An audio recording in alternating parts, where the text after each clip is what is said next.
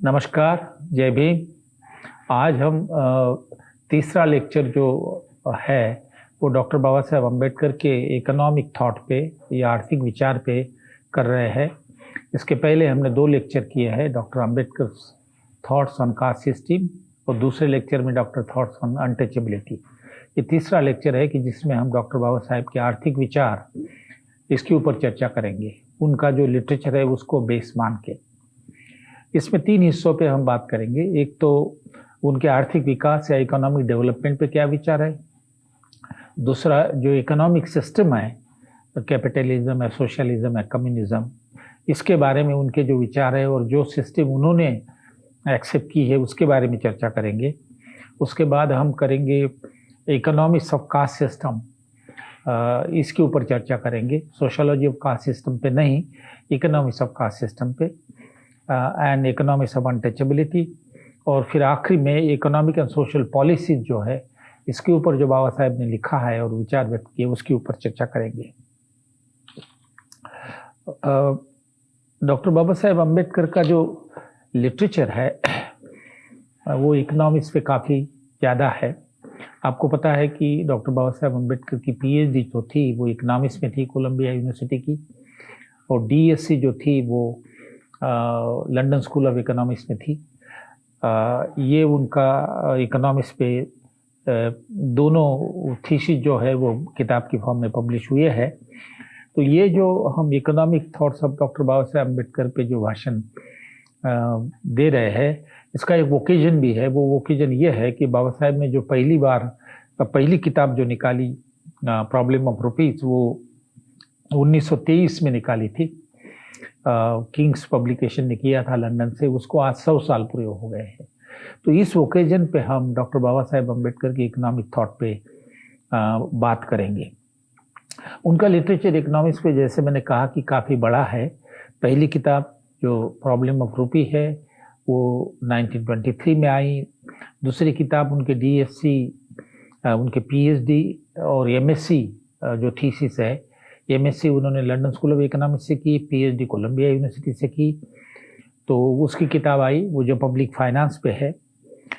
फिर उसके बाद इन किताब के पहले उन्होंने एक आर्टिकल लिखी 1918 में, जो इंडियन इकोनॉमिक जर्नल में आई, जो जर्नल निकलता था सिडनम कॉलेज से, जहाँ उन्होंने 2 साल नौकरी भी की। तो उसमें उन्होंने थ्योरी ऑफ इकोनॉमिक डेवलपमेंट दी है। वो बहुत ही इम्पोर्टेंट आर्टिकल है, उसके ऊपर हम चर्चा करेंगे। उसके बाद फिर इकोनॉमिक्स पे उन्होंने ज़्यादा कुछ लिखा नहीं। उन्होंने कुछ कन्फेस किया है। जब प्रॉब्लम ऑफ रुपीज़ की 2nd एडिशन उन्होंने निकाली, मनी एंड बैंकिंग, उसमें लिखा है कि वो बहुत सालों तक उन्होंने इकोनॉमिक्स पे लिखा नहीं, क्योंकि वो कॉन्स्टिट्यूशन, ज्यूरिस्प्रूडेंस, लॉ, पॉलिटिक्स, इसमें ज़्यादा बिजी रहे, इस राइटिंग में ज़्यादा बिजी रहे। लेकिन जब वो लॉ लेबर मिनिस्टर बने 1942 में, और वो 1942 से 1946 तक रहे, तब उन्होंने स्ट्रेटेजी ऑफ इकोनॉमिक डेवलपमेंट पे लिखा है। उसका कारण क्या है वो मैं बाद में बताऊंगा। उन्होंने वाटर और पावर पॉलिसी भी लिखा है, जिसके ऊपर मैंने काम करके एक अलग से किताब उनके water, irrigation and power policies पे निकाली है। 42 में जब वो लेबर मिनिस्टर थे तब उन्होंने planning and policies for labour and schedule caste, ये भी, इसके ऊपर भी लिटरेचर हमें देखने को मिलता है। जो मेरी अपनी किताब है economic planning, water and power policy, उस पर मैंने उसका डिस्कशन किया हुआ है। उसके बाद ये तो उनके थॉट इसमें इकोनॉमिक डेवलपमेंट एंड प्लानिंग पे हमें मिल जाते हैं। उसके बाद उन्होंने इकोनॉमिक्स ऑफ कास्ट सिस्टम पे काफ़ी लिखा है। ये लगभग ऐसा समझ लीजिए 1919 से लेकर 1956 तक वो लगातार कास्ट पे लिखते रहे। तो उसमें सोशोलॉजिकल और रिलीजियस एस्पेक्ट के साथ साथ वो इकोनॉमिक एस्पेक्ट भी लिखे। तो ये आपको मिलेगा फिलोसॉफी ऑफ हिंदुइज्म जो एशे है वॉल्यूम 3 में, essential feature of Hindu social order, unique feature of Hindu social order, इसमें मिलेगा आपको इकोनॉमिक डायमेंशन। उसी तरह भूवीर शुद्राज जो है 1946 में उन्होंने पब्लिश की थी, उसके पहले 3 चैप्टर है, उसमें आपको economic dimension of caste system मिलेंगे। और भूवीर अनटचेबल जो 1948 में निकाली, उसमें भी मिल जाएंगे। वॉल्यूम 12 है जो महाराष्ट्र गवर्नमेंट ने निकाला है, उसमें बाबा साहेब का एक बहुत अच्छा एसे है जिसका टाइटल है विच इज़ वर्स, स्लेवरी और अनटचेबिलिटी। तो इसमें उन्होंने इस पे डिफरेंस निकाला है, slavery as economic institution, untouchability as economic institution. तो उसमें उन्होंने अपने विचार रखे हैं। वॉल्यूम 5 में भी उनकी इकोनॉमिक राइटिंग हमें नज़र आती है। और फिर उसके बाद जो तीसरा हिस्सा है वो पॉलिसीज़ है। पॉलिसीज़ तो उन्होंने इकोनॉमिक पॉलिसी लगभग 1919 से लेके 1929 में भी राउंड टेबल कॉन्फ्रेंस में भी उन्होंने जिक्र किया, मेमोरेंडम दिए, और 1932 तक वो पॉलिसीज़ पे लिखते रहे। उसके बाद उन्होंने, जब वो एजुकेशन लेबर मिनिस्टर थे, तब 1942 में एक कॉन्फिडेंशियल मेमोरेंडम वाइसराय को दिया था। उसमें पॉलिसी का जिक्र है, जिसके चलते हमें रिजर्वेशन इन पब्लिक सर्विसेज मिला। एजुकेशन पॉलिसी के बारे में भी उसमें कुछ फैसिलिटीज़ मिली। और आखिरी में उनकी किताब है जो स्टेट एंड माइनॉरिटीज़, जो 1946 में उन्हें पब्लिश की। वो मेमोरेंडम उन्होंने कॉन्स्टिट्यूशन फंडामेंटल राइट कमेटी को दिया था। उसमें उनके इकोनॉमिक सिस्टम के बारे में पहली बार साफ तरीके से उन्होंने अपनी चॉइस को बताया है। फिर आखिरी जो इकोनॉमिक पॉलिसीज़ के बारे में हमें जो मिलता है वो उनके डिफरेंट पॉलिटिकल पार्टीज़ के मैनिफेस्टो में, जैसे इंडिपेंडेंट लेबर पार्टी है, शेड्यूल कास्ट फेडरेशन है, या आरपीआई का मैनिफेस्टो है। इकोनॉमिक सिस्टम के बारे में जैसे मैंने कहा, ये प्राइमरीली आपको स्टेट एंड माइनॉरिटीज़ में मिलता है, और स्टेट सोशलिज्म की उन्होंने उसमें बात की है। सोशलिस्ट इकोनॉमी के फेवर में वो बात करते हैं। और भी इकोनॉमिक पॉलिसीज़ उन्होंने उस वक्त दी है, policies against economic exploitation and policies against discrimination. तो ये सारा इतना उनका फैला हुआ लिटरेचर है जो इकोनॉमिक थॉट और इकोनॉमिक्स पॉलिसीज़ के बारे में है, जिसका मैं कोशिश करूँगा कि संक्षिप्त में आपके सामने रखूँ। तो पहले हम इसमें से डिस्कशन करेंगे उनके इकोनॉमिक थॉट पे। तो इसमें जैसे मैंने कहा, मैं बात करूँगा थ्योरी ऑफ इकोनॉमिक डेवलपमेंट, आर्थिक विकास का सिद्धांत, उसकी नीति इकोनॉमिक डेवलपमेंट की, इकोनॉमिक्स ऑफ कास्ट सिस्टम और पॉलिसीज। ये 4 हिस्सों को लेके मैं आपके सामने जिक्र करूँगा। और आखिरी में फिर उनके विचारों का प्रेजेंट कॉन्टेक्स्ट में रिलेवेंस क्या है। अब हम इकोनॉमिक थियरीज ऑफ डेवलपमेंट, जो 1918 का उनका पहला पेपर है, उसके बारे में जिक्र करते हैं। उसके बाद फिर उनकी दो किताबें जो आई है, डीएससी और पीएचडी थीसिस के, उसके जिक्र करेंगे। लेकिन ये बहुत इम्पोर्टेंट पेपर है उनका, जिसमें उन्होंने सिद्धांत दिया हुआ है इकोनॉमिक डेवलपमेंट, आर्थिक विकास कैसे हो। इसमें उन्होंने 2-3 सवालों का चर्चा की है। एक तो ये है कि एग्रीकल्चर बैकवर्ड क्यों है, एग्रीकल्चर में गरीबी क्यों ज़्यादा है, इनकम क्यों कम है, और एग्रीकल्चर में यदि इनकम बढ़ाना है और एग्रीकल्चर का विकास करना है तो क्या करना चाहिए। ये 3 सवाल उन्होंने उसमें लिखे हैं, और ये थियरिटिकल लेवल पे है, स्टैटिस्टिकल एनालिसिस उसमें है नहीं, इसलिए हम उसको एक theory of economic development in Indian context कह सकते हैं। उनकी जो समझ थी, उन्होंने जो कहा कि एग्रीकल्चर बैकवर्ड क्यों है, उसके रीज़न उन्होंने दी है, मैं सब चीज़ में दे दूंगा। वो ये है कि उनका कहना है कि प्रोडक्शन जो है, एग्रीकल्चर का प्रोडक्शन, ये 2 चीज़ों पे डिपेंड करता है। एक तो है लेबर और दूसरा capital. Capital in the form of bullock, implement, seed, fertiliser, manure, इन दोनों को मिला के, लेबर और इन इनपुट को मिला के आपको आउटपुट मिलता है। तो उनका ये कहना था कि ये जो 2 इनपुट है, ये सही बैलेंस प्रोपोर्शन में इस्तेमाल करने चाहिए। तो उनका ये कारण उन्होंने दिया कि एग्रीकल्चर में लेबर का इस्तेमाल ज़्यादा है और कैपिटल का इस्तेमाल कम है। तो लेबर एम्प्लॉयमेंट ज़्यादा होने की वजह से या कैपिटल इन्वेस्टमेंट कम होने की वजह से प्रोडक्टिविटी एग्रीकल्चर की जो है वो कम है।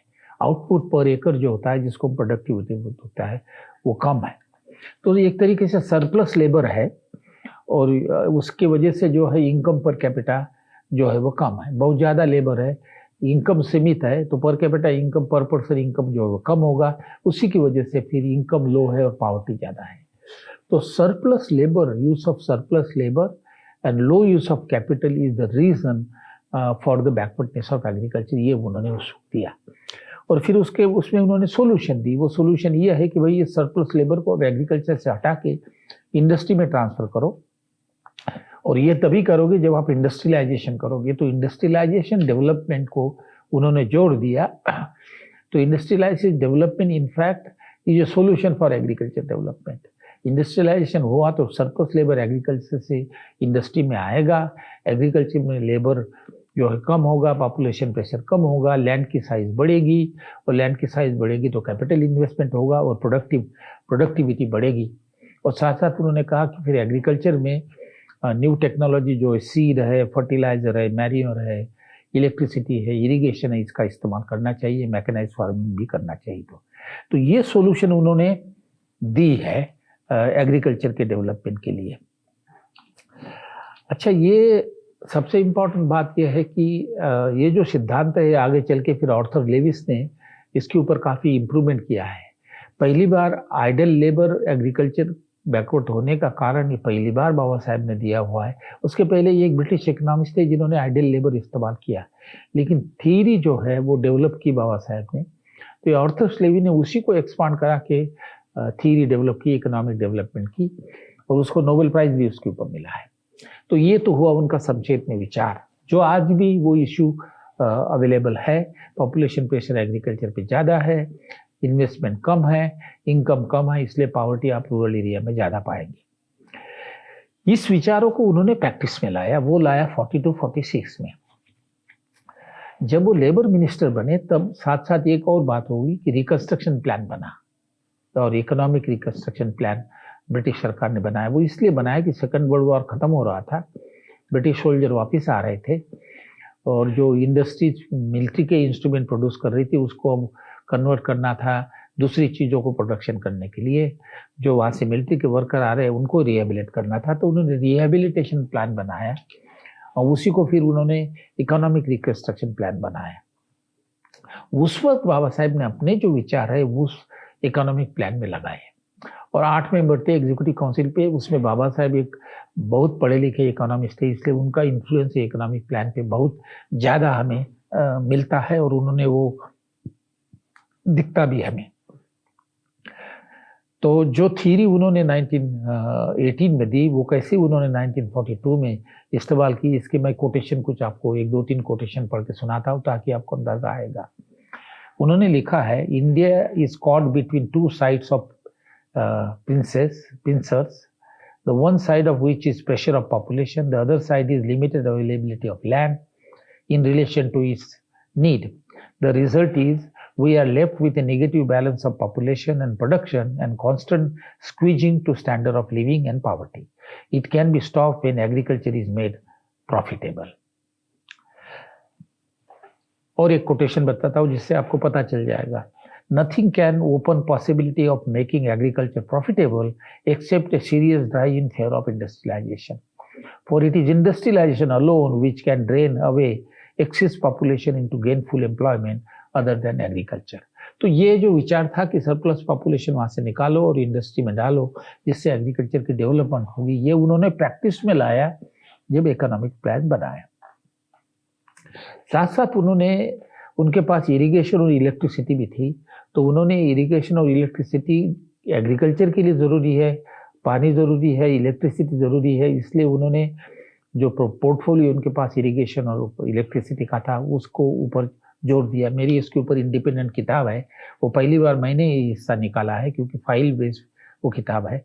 तो उन्होंने इरिगेशन और इलेक्ट्रिसिटी पावर को बहुत जोर दिया।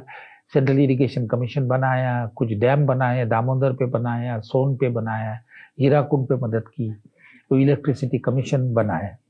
तो ये आपको दिखता है कि उस वक्त उन्होंने इंफ्रास्ट्रक्चर डेवलपमेंट पे भी जोर दिया है।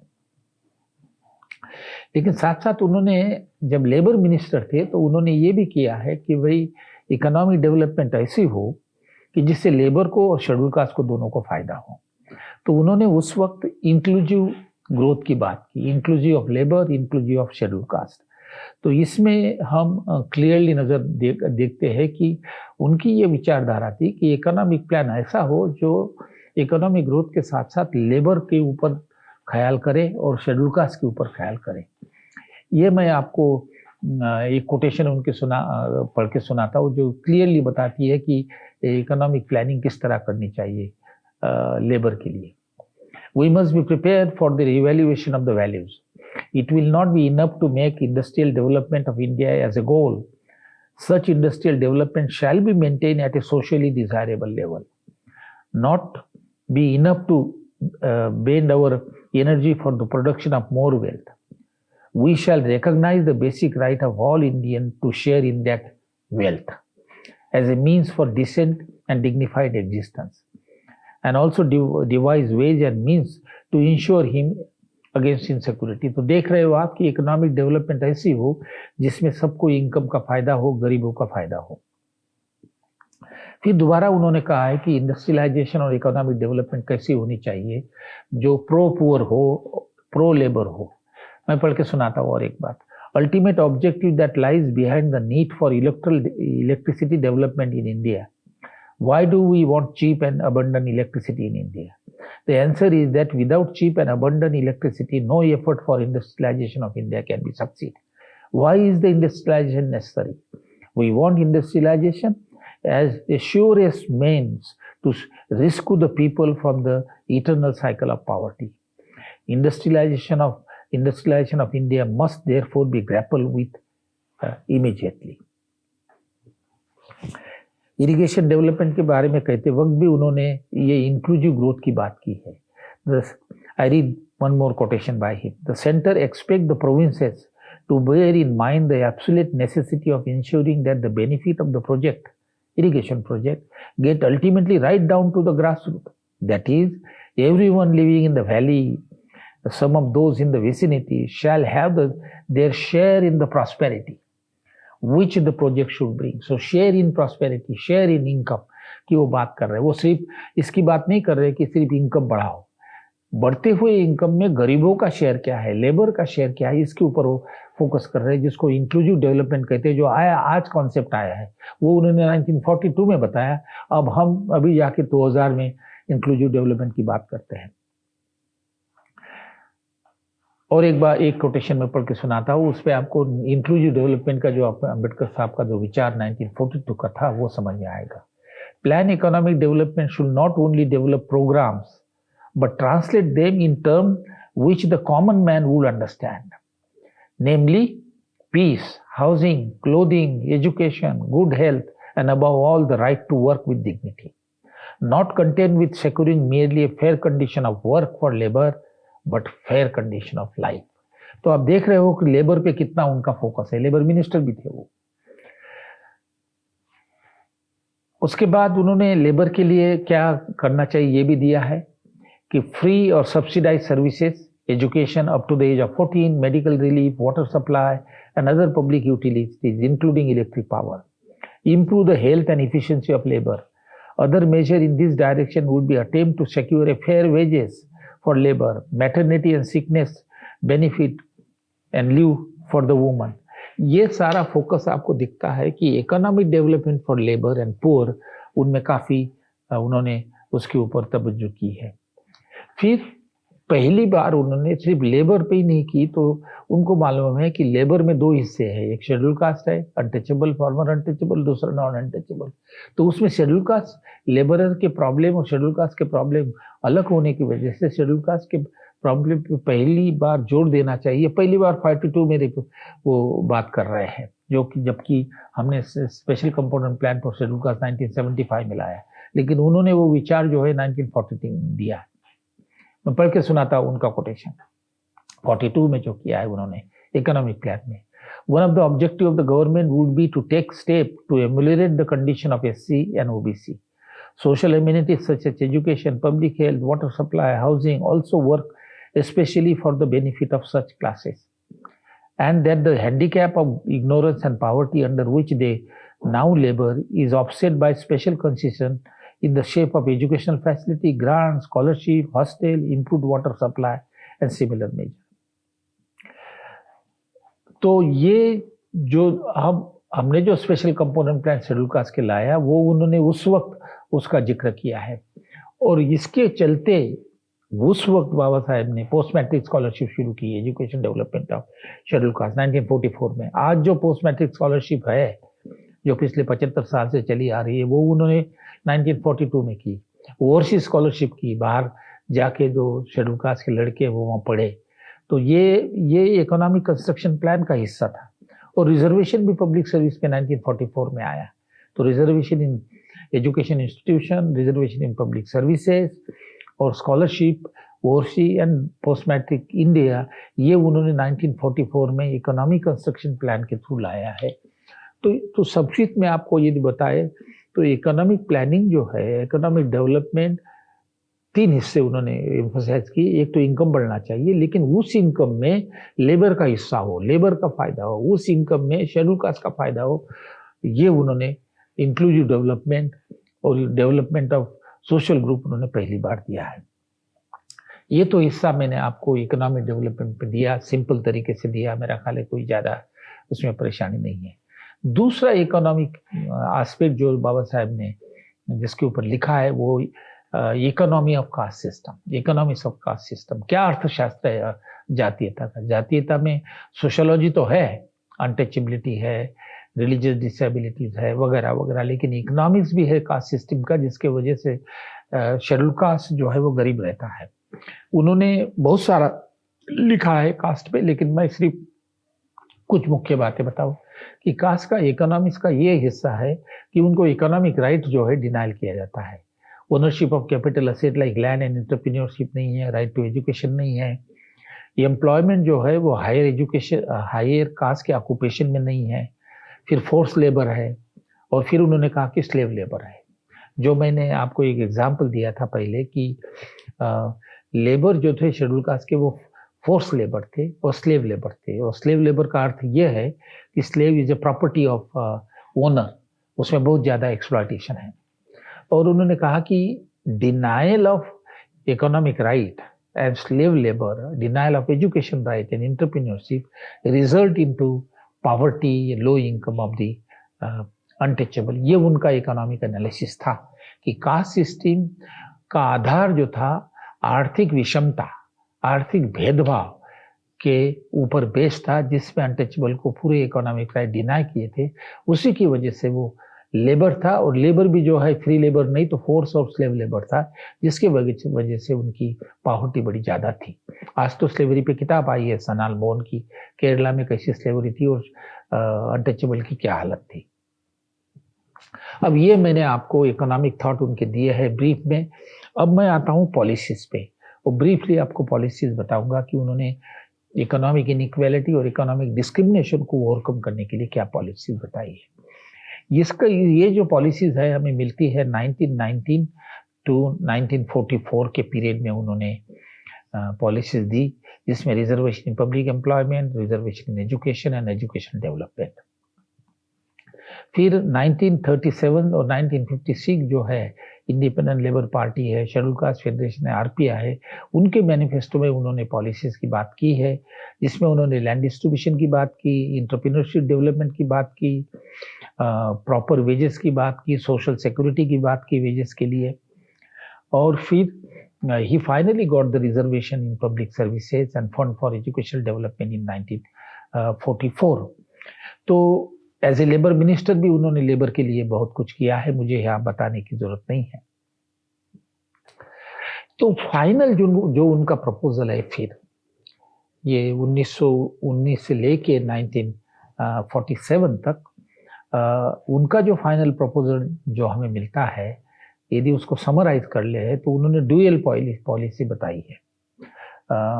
1929 से लेके 1946 तक का हिस्टोरिकल अकाउंट अब देखें तो ड्यूअल पॉलिसी ऐसी है कि उनका एक तो यह है कि उनको फेयर शेयर एम्प्लॉयमेंट में मिलना चाहिए, फेयर शेयर एजुकेशन में मिलना चाहिए, एजुकेशन डेवलपमेंट हो तो रिजर्वेशन के थ्रू, पॉलिसीज फॉर लेबर हो, और फिर policies for schedule caste of land ownership and entrepreneur ownership हो। ये उन्होंने पॉलिसी की बात की है। लेकिन जो फाइनल थिंकिंग उनकी आई है, वो फाइनल थॉट जो आया है, वो समझ लेना जरूरी है इकोनॉमिक्स पॉलिसी के बारे में, जिसको हम बहुत सारे निगलेक्ट करते हैं या उसको उतना पढ़ा नहीं है या उतना उसको हाईलाइट पे लाया नहीं है।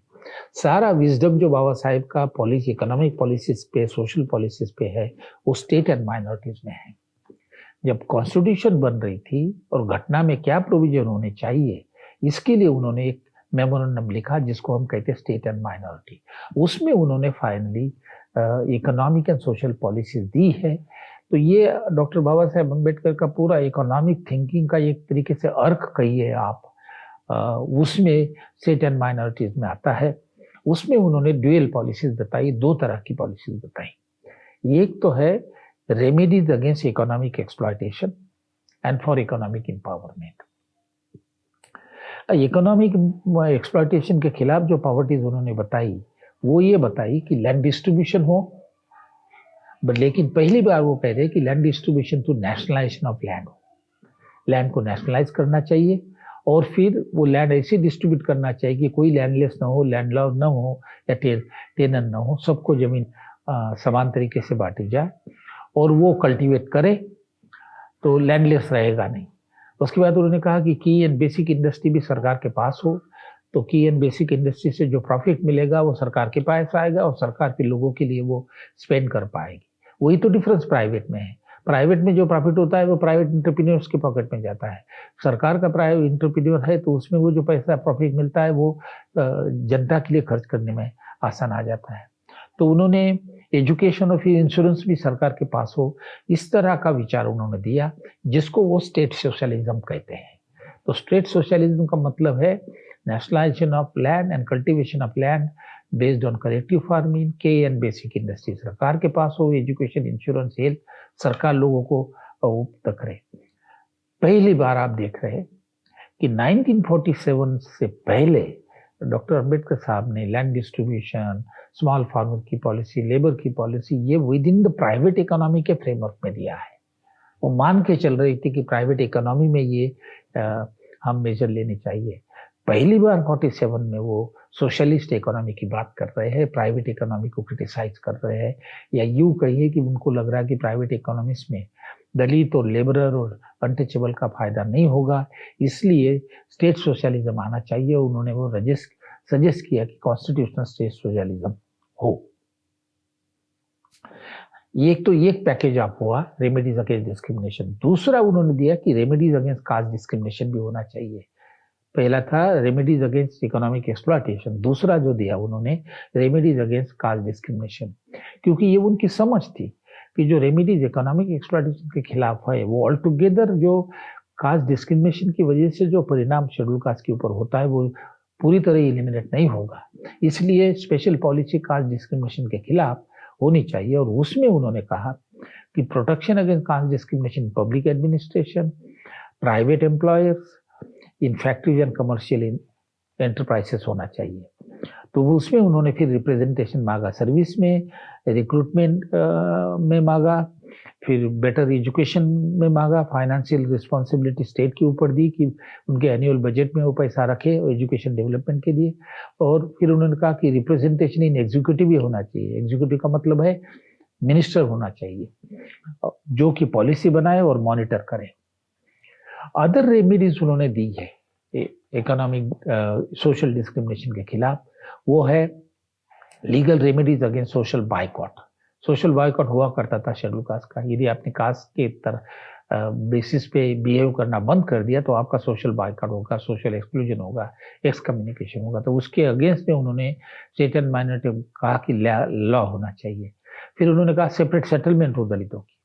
उनका ये विचार बहुत शुरू से वो करते आ रहे हैं कि गाँवों में जहाँ अनटचेबल की पॉपुलेशन माइनॉरिटी में है और अनटचेबल या हाई कास्ट पे डिपेंड करते हैं, तो किसी भी सूरत में शेड्यूल कास्ट को इक्वल राइट नहीं मिल सकते। जब भी वो स्ट्रगल करेंगे तो उसके ऊपर वायलेंस हो सकता है क्योंकि हाई कास्ट मेजॉरिटी में है, और दूसरा है उनका इकोनॉमिक बायकॉट हो सकता है, उनको एम्प्लॉयमेंट ना मिलेगी। तो इसलिए उनका कहना था कि भाई शेड्यूल कास्ट की अलग सेटलमेंट करो, अलग जमीन उनको दे दो, वो उनके बाहर रहेंगे। और इकोनॉमिकली इंडिपेंडेंट होने की वजह से और हाई कास्ट के साथ ताल्लुकात न होने की वजह से उनको इक्वल राइट मिलेंगे, शांति मिलेगी, वायलेंस नहीं होगा। उसके लिए उन्होंने कहा कि सेपरेट कमिश्नर बनना चाहिए जो सेपरेट सेटलमेंट बनाएगा, over a period of 10 year को हो या 15 ईयर को। ये ऐसा हमने किया है। जब पाकिस्तान से रिफ्यूजी आए, सिंधी और पंजाबी और जनता जो आई, उनको हमने जमीन दिया, पैसा दिया, और जमीन पे उन्होंने घर बनाए, पैसा दिया, उससे उन्होंने बिजनेस शुरू किया। तो ये ऐसा नहीं कि ये सेपरेट सेटलमेंट और इंडिपेंडेंट इंस्ट्रूमेंट देना कुछ नई बात थी, वो हो सकता था, लेकिन माना नहीं शेड्यूल कास्ट के बारे में। अब आखिरी के मुद्दे पे मैं आता हूँ, वो ये है कि बाबा साहेब की इन विचारों का समकालीन पीरियड में क्या रिलेवेंस है। तो उसमें मुझे ऐसा लगता है कि रिलेवेंस बहुत है। वो रिलेवेंस ये है कि पहला तो है ग्रोथ के बारे में, आर्थिक विकास के बारे में। पहले 1956 में एक विजडम था जो काफी सालों तक फिर लागू किया आर्थिक विकास के लिए। वो ये था कि भाई सिर्फ अब इनकम बढ़ाओ, और इनकम पर कैपिटा इनकम बढ़ेगा, सबका फायदा होगा। लेकिन कुछ 80s में फिर पता चला कि इनकम तो कुछ देश में बढ़ गया, लेकिन पॉवर्टी उतनी घटी नहीं। इसलिए लोगों ने ये कहा कि इस तरह की ग्रोथ चाहिए कि जो गरीबों का इनकम बढ़ाए। तो growth alone is not important, what is important is strategy of economic growth. ऐसी स्ट्रेटेजी जो गरीब लेबर का इनकम बढ़ाए, तभी पॉवर्टी बढ़ेगी। अच्छा, ये जो विचार अब आया इंक्लूसिव ग्रोथ का, प्रो पोर ग्रोथ का, वो बाबा साहब ने 1942 में दिया। तो ये देखिए कि उनके जो विचार है वो अभी भी रिलेवेंट है, और स्पेशली फिर लेबर के लिए, गरीब के लिए तो प्रो पोर ग्रोथ की उन्होंने बात की। और उसके बाद फिर शेड्यूल कास्ट के लिए उन्होंने बात की कि उनका डिस्क्रिमिनेशन होता है तो उनको इनकम भी बढ़ गया तो उनको हिस्सा ना मिलेगा। एम्प्लॉयमेंट बढ़ रही, लेकिन शेड्यूल कास्ट को एम्प्लॉयमेंट डिस्क्रिमिनेशन की वजह से जो है वो एम्प्लॉयमेंट नहीं मिलेगी। बिजनेस बढ़ रहा है, लेकिन शेड्यूल कास्ट बिजनेस ओनर जो है वो कोशिश कर रहा है, उसका डिस्क्रिमिनेशन होता है। इसलिए उन्होंने ये कहा कि डिस्क्रिमिनेशन के खिलाफ सेफगार्ड होने चाहिए। आज जो है, आज वो कॉन्सेप्ट आ गया है। एशियन डेवलपमेंट बैंक के जो एक इकोनॉमिस्ट है नेदरलैंड के, उन्होंने कहा growth should be not only pro poor but it should be non discriminatory and disadvantage reducing. कि इस तरह से ग्रोथ हो कि जो डिस्क्रिमिनेट ग्रुप है उनको भी एक्सेस मिले, उनका भी इनकम में शेयर हो, और उनका भी एम्प्लॉयमेंट में शेयर हो। तो बाबा साहेब का जो उस का जो कॉन्सेप्ट है कि डिस्क्रिमिनेटेड ग्रुप को शेयर भी मिले, लेकिन शेयर मिलने के लिए नीति बनाए। अभी नीति नहीं इन्होंने सजेस्ट की है, सिर्फ ये कहा कि नॉन डिस्क्रिमिनेटरी ग्रोथ हो। बाबा साहब ने नीति दी है कि भैया लैंड डिस्ट्रीब्यूट करो, उनको एंटरप्रेन्योरशिप बढ़ाओ, लेकिन सबसे ज्यादा है कि उनका शेयर दे दो, एम्प्लॉयमेंट में, एजुकेशन में शेयर दे दो, पब्लिक हाउसिंग में शेयर दे दो। तो ये जो नॉन डिस्क्रिमिनेटरी ग्रोथ है, प्रो पुअर ग्रोथ है, ये कॉन्सेप्ट जो है बाबा साहेब का, वो हमने इस पीरियड में लागू करना चाहिए। उसके लेसन्स है, ये बहुत मेरा ख्याल है जरूरी है। दूसरा इंपॉर्टेंट बात जो लेसन है वो है कि उन्होंने कहा representation in executive and policy making. आज क्या हो रहा है कि पॉलिसी मेकिंग जो है वो उन लोगों के हाथ में है जो डिस्क्रिमिनेटरी बिहेवियर करते हैं गवर्नमेंट में भी। इसलिए तो बैकलॉग है, इतना सारा बैकलॉग हर बार क्यों रहता है, क्यों पोस्टें नहीं भरी जाती? लॉ है कि रिजर्वेशन के हिसाब से भराओ। तो इसलिए बाबा साहब ने कहा कि जो एडमिनिस्ट्रेशन में और जो पॉलिसी बनाते मिनिस्टर, उसमें भी शेड्यूल कास्ट हो, ताकि वो सही पॉलिसी बनाए और सही तरीके से इम्प्लीमेंट करें। तो ये बातें उन्होंने की है। उनका जो पीएचडी का थीसिस है जो पब्लिक फाइनेंस पे था, उसने उन्होंने कहा कि टैक्सेस प्रोग्रेसिव होने चाहिए, और एक्सपेंडिचर जो है एजुकेशन, हेल्थ और वेलबींग के लिए खर्चा हो, डिफेंस पे ज़्यादा पैसा खर्च ना करे। ये जो विचार है उनके उस वक्त के इम्पोर्टेंट है। प्रॉब्लम ऑफ रुपीज जिसको 100 साल हुए, उन्होंने वहाँ तब बताया कि एक्सचेंज रेट सही होना चाहिए, उसके लिए रिजर्व बैंक ऑफ इंडिया भी होना चाहिए। तो ये उन्होंने बात 1925 में कही रिजर्व बैंक ऑफ इंडिया की। 10 साल के बाद फिर वो 1935 में रिजर्व बैंक ऑफ इंडिया बनाई। तो मुझे लगता है कि डॉक्टर बाबा साहेब अम्बेडकर के आर्थिक विचारों का रिलेवेंस अभी ज़्यादा है। वो पढ़ना चाहिए हमने, उसके ऊपर उसको सामने लाना चाहिए, गवर्नमेंट में उसके ऊपर तवज्जो देनी चाहिए। इसी के साथ मैं मेरा जो संभाषण है बाबा साहेब आर्थिक विचारों का वो बंद करता हूँ। Thank you very much.